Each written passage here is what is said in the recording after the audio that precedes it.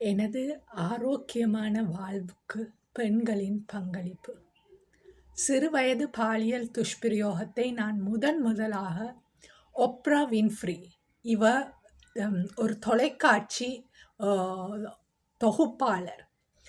அவதான் முதலாக தனது கதையை கூறியது எனக்கு ஆச்சரியமாக இருந்தது. ஏனென்று சொன்னால், சிறு வயது பாலியல் துஷ்பிரயோகத்தை பற்றி அதுவரையே நான் யாருமே கூறியதை கேட்கவே இல்லை. ஆகவே எனது வாழ்க்கையை யாரோ ஒருவர் கதைப்பது போல இருந்தது. அதுவும் ஒரு பெண்ணாக, கருப்பின பெண்ணாக அவர் தொலைக்காட்சியில் ஒளிபரப்பு செய்தது ஒரு பெரிய ஒரு ஆச்சரியத்தை உருவாக்கியது. 2008ஆம் ஆண்டு இது முதலாக இந்த ஒளிபரப்பை கேட்டபோது எனக்கு பயமாக இருந்தது. இதை பற்றி நினைக்கவே எனக்கு கஷ்டமாக இருந்த ஒரு காலம். ஆனால் அவ்வாறு அவ கூறியதன் காரணமாக என்றால் ஒரு மிகவுமே உலகத்திலேயே ஒரு மிகவும் செல்வந்த செழிப்பான ஒரு பெண்மணி, அதே நேரம் மிகவுமே துணிச்சலான ஒரு பெண்மணியாக இன்றும் ஒரு முதன்மை இடத்தில் அமெரிக்கா நாட்டில் மாத்திரமல்ல உலகத்திலேயே இருக்கின்றார். ஆகவே இவ்வாறாக ஒரு மிகவுமே ஒரு கடந்த காலம் கஷ்டமான ஒரு கடந்த காலத்திற்கூடாக கடந்து சென்று ஒரு முன்னணியில் இருந்து கொண்டு தனது வாழ்க்கையை பற்றி அவ கதைத்தது எனக்கு ஒரு நம்பிக்கையை கொடுத்தது. அதாவது புதைத்து வைத்திருக்க தேவையில்லை, இதை வெளிப்படுத்தினாலும் சமூக அந்தஸ்து கிடைக்கும், சமுதாயத்தில் நாங்கள் மீண்டும் துணிந்து நிமிர்ந்து எழுந்து வாழ முடியும் என்ற ஒரு நம்பிக்கையை தந்தது ஒப்ரா வின்ஃப்ரி தான். அன்றைய காலகட்டத்தில் அவ சூப்பர் சோல் சண்டே என்று சொல்லி ஒரு நிகழ்ச்சி ஒன்று நடத்துவா.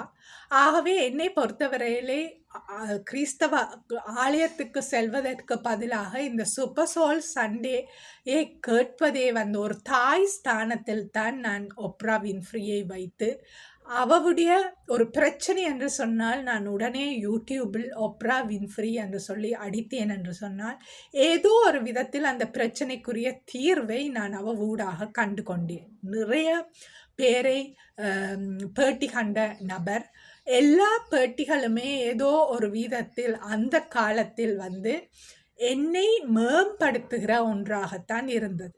11 மணி என்று சொன்னால் அந்த சூப்பர் சோல் சண்டே என்ன இதென்றாலும் அதற்கு நான் முக்கியத்துவம் கொடுத்து அவற்றை கேட்டு கூடாக எனது வளர்ச்சி ஆரம்பமானது. அடுத்த நபர் எனது கவுன்சிலராக இருந்த கவுன்சிலரை விட அவ எனது ஒரு ஆன்மீக தாய் நண்பி. இவ்வாறாகத்தான் நான் அவவை இன்றும் பார்க்கின்றேன். அவ உயிரிழந்து போய்விட்டாலும் அவளுடைய துணை இன்றும் என்னோடு கூட இருக்கிறது. அவ தனது ரேப் பாலியல் வன்கொடுமையை பற்றி என்னுடன் பகிர்ந்து கொண்டார். நான் சந்தித்த நபர்களில் இன்றும் கூட நான் அவ்வாறான ஒரு பெண்மணியை சந்திக்கவே இல்லை என்று சொல்லலாம். ஏனென்று சொன்னால் அவ்வளவு அன்பு நிறைந்த ஒரு நபர். அவரை போன்று யாரையும் நான் சந்திக்கவில்லை. மிகவுமே அன்பான, அதாவது இரக்கம் மிகுந்த ஒரு நபர். அதாவது பாலியல் வன்முறை கேங் ரேப் என்பது மிகவும் ஒரு கொடுமையான ஒரு செயல். அதனால் மிகவும் கோபம், ஆத்திரம், மற்றது மன பாதிப்புகள் எல்லாமே இருக்கும். ஆனால் அவற்றையெல்லாம் கடந்து சென்று அன்பின் வழியாக, அன்பின் உருவாக அவர் ஒரு மனைவியாக, ஒரு மிகவுமே ஒரு பிரசித்தி பெற்ற ஒரு நபரின் மனைவியாக அவர் இருந்தார்.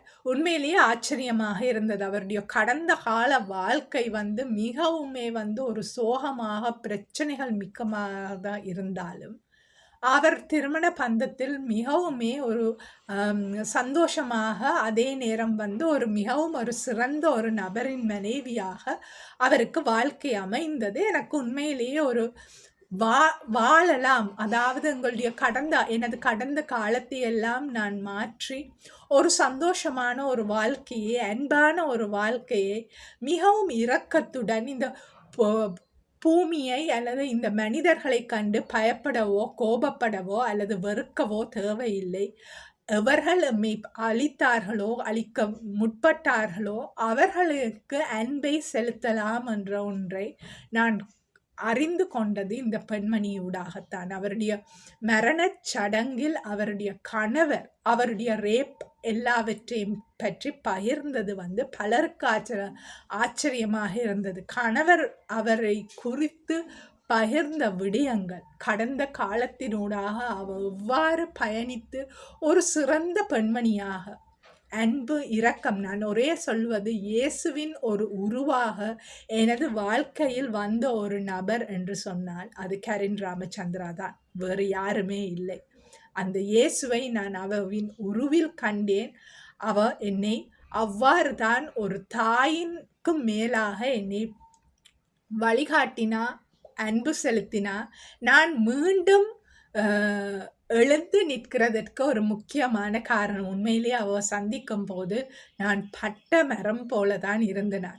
என்னை பொறுத்தவரை வாழ்க்கை என்றது முடிந்து விட்டது என்ற எல்லா பக்கத்தாலையும் அடி வாங்கி, இதுக்கு மேலே என்னால் வாழ முடியாது என்று இருந்து எனக்கு மீள ஒரு வாழ்க்கையை தந்த ஒரு நபர். இன்னொரு பெண்மணி இந்த பாலியல் துஷ்பிரயோகத்துக்களிலிருந்து நான் முழுதாக விடுதலை பெற காரணமாக இருந்தது. அவ தென் அமெரிக்கா நாட்டைச் சேர்ந்த ஒரு பெண்மணி. அவ தனது கதையை புத்தகமாக வெளியிட்டு, அந்த புத்தக வெளியீட்டில் போது தனது கதையை பகிர்ந்தாள். அவ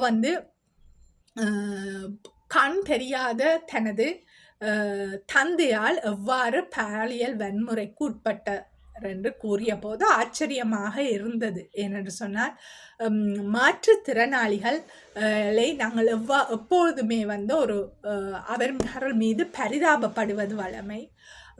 அவர்கள் பாலியல் வன்முறை இவ்வாறான விடயங்களில் ஈடுபடுவார்கள் என்பதை நாங்கள் ஏற்பது இல்லை. ஆனால் அவ கூறிய போது எனக்கு மிகவும் ஆச்சரியத்தை ஏற்படுத்தியது. எவ்வாறு ஒரு மாற்றுத்திறனாளியால செய்ய முடியும் என்று சொன்னால், கண் தெரியாத ஒரு நபருக்கு எவ்வாறு உடல் அங்கம் எங்கு இருக்கின்றது என்றதை கண்டுபிடிப்பதே எவ்வாறு கடினமாகவே நம்ப முடியாத ஒரு விடயமாக இருந்தது அவருடைய கதையை கேட்கும் போது. ஆனால் உண்மையிலேயே அது மிகவுமே எனது ஆரோக்கியத்துக்கு முக்கியமாக விளங்கியது.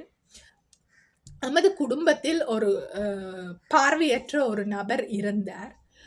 நான் பருவம் அடையும் காலத்தில், ஆகவே எனது மார்பகம் விருத்தி அடையும் காலத்தில் அவரை கண் தெரியாத காரணத்தினால அவரை அழைத்து செல்லும் போது அவர் மார்பகத்தை இறுக்கி பிடிப்பார். ஆகவே அந்த வேளையில் எனக்கு தெரியவில்லை அவர் வேண்டுமென்று செய்கிறாரா இல்லையா என்று. ஆனால் ஒவ்வொரு முறையும் மார்பகத்தை இறுக்கி பிடிப்பார்.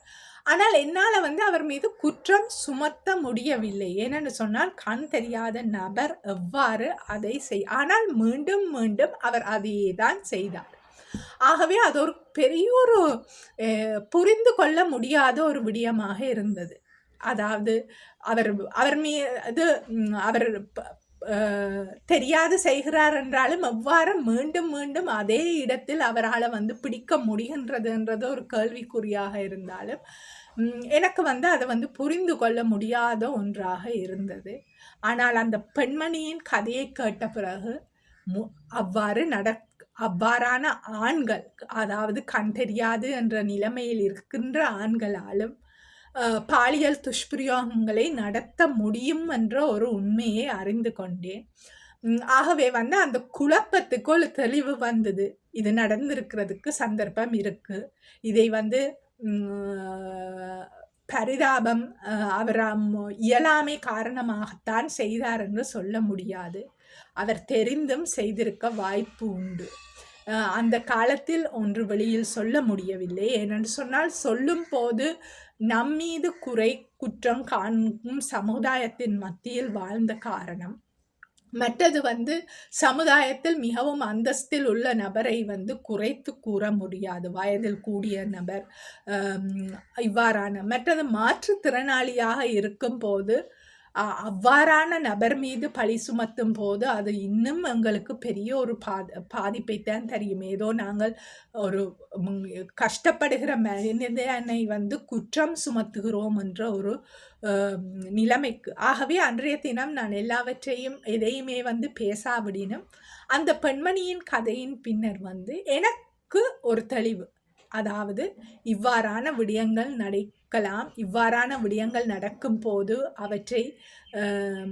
அவற்றிலிருந்து எவ்வாறு குழந்தைகளை பாதுகாக்க என்ற எனது வாழ்க்கை இன்றும் அவ்வாறான ஆண்களுடன் பயணிக்கும் போது மாற்றுத்திறனாளிகளோடு பாதிப்பு ஏற்படலாம். அதிலிருந்து நான் பாதுகாத்து கொள்ளணும் என்ற எல்லா விழிப்புணர்வையும் அந்த பெண்மணி எனக்கு தந்து விட்டார். ஆகவே இவ்வாறு பெண்கள் துணிந்து பேசுவதன் காரணமாகத்தான் நான் இந்த இடத்தில் வாழ்ந்து கொண்டிருக்கின்றேன். ஆகவே அதன் காரணத்தால் தான் நான் துணிந்து மீண்டும் மீண்டும் பேசிக்கொண்டுதான் இருக்கின்றேன். ஏனென்று சொன்னால் யாரோ ஒருவருக்கு இது பிரயோஜனமாக நிச்சயமாக அமையும். எனது வாழ்க்கை காலத்தில் அமையாவிட்டாலும் நான் இறந்த பிறகு சில நேரம் இவை யாருக்கும் பிரயோஜனப்படலாம். ஆன் ஃப்ராங்க் இவ இறந்தது 15 வயதில் நான் பிறக்க முதல். ஆனால் நான் நவாலி குண்டுவீச்சு கதையை கூறுவதற்கு காரணமாக இருந்தது ஆன் ஃப்ராங்க். ஆகவே இவ்வாறு பலர் அவர்கள் மரணம் அடைந்து அவர்கள் இந்த உலகத்தை விட்டே சென்று விட்டார்கள். ஆனால் அவர்கள் அன்றைய காலகட்டத்தில் எழுதிய புத்தகங்கள், செய்த பேசிய பேச்சுக்கள் இவை யாவுமே இன்றும் எமக்கு ஒரு துணியாக இருக்கின்றது. ஆகவே நாங்கள் பகிரும் ஒவ்வொரு விடயங்களும் மற்றவர்கள் அந்த பாதிப்புகளில் இருந்து பாதுகாக்கப்பட வேண்டும்.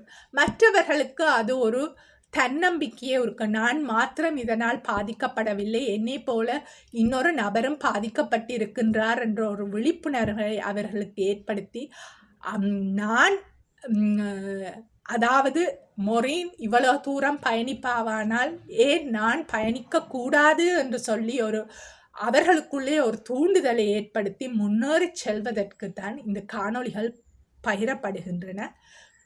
பிரயோஜனப்படாவிட்டால் நீங்கள் அவற்றை ஃபாலோ பண்ணிக்கொண்டு நீங்கள் உங்களுடைய பயணத்தை பயணியுங்கள். பிரயோசனப்படுறவர்கள் அதை பார்த்து பிரயோசனப்படுத்தி உங்களை ஊக்குவித்து உங்களை வளர்த்து கொள்ளுங்கள். என்று சொன்னால் என்னை வளர்த்தவர்கள் எனக்கு அவர்களுடன் எந்த தொடர்பும் இல்லை. ஆனால் அவர்கள் ஊடாக நான் வளர்ந்துள்ளேன். அதே போல நீங்களும் உங்களுடைய வாழ்க்கையை எது என்னிடம் நல்ல காரியங்கள் இருக்கின்றதோ அவற்றை பிரயோஜனப்படுத்தி உங்களுடைய வாழ்க்கையை நீங்கள் வளர்த்து நல்ல நிலையில் கொண்டு போவுங்கள். அதற்கு நீங்கள் கமெண்ட் பண்ணி நன்றி சொல்லி எதுவுமே சொல்ல தேவையில்லை. நீங்கள் கமெண்ட் பண்ணாமல் இருந்தாவே மிகவும் நல்ல. ஏனென்று சொன்னால் பல ஆண்கள் தேவையில்லாத விதத்தில் கமெண்ட் பண்ணுகிறார்கள். ஆகவே கமெண்ட் பண்ணும் போதெல்லாம் பிளாக் பண்ண வேண்டிய ஒரு அவசியம் இருக்கின்றது. ஆகவே எந்த ஒரு தொடர்பும் இல்லாமல் இருக்கின்ற காரணத்தால் தான் நான் இவ்வளத்துக்கு தொடர்ந்து செய்து கொண்டிருக்கின்றேன். ஆகவே நீங்கள் உங்களுடைய வாழ்க்கையை நன்றாக நடத்துவதற்கு மற்றவர்கள் எவ்வாறு எனக்கு உதவி செய்தார்களோ அந்த உதவியை நான் தொடர்ந்து பரப்ப வேண்டும், அதை தொடர வேண்டும் என்ற காரணத்தினால் மாத்திரம்தான் இந்த காணொளிகளை வெளியிடுகின்றேன். மற்றும்படி எனக்கு எந்த ஒரு லாபமும் இதனால் இல்லை. நான் இதை வைத்து சம்பாத்தியம் பண்ணுவதில்லை. ஆகவே நீங்கள் அன்ஃபாலோ பண்ணிட்டு போகிறதென்றாலும் அது எனக்கு மிகவும் சந்தோஷமாகத்தான் இருக்கும். நன்றி.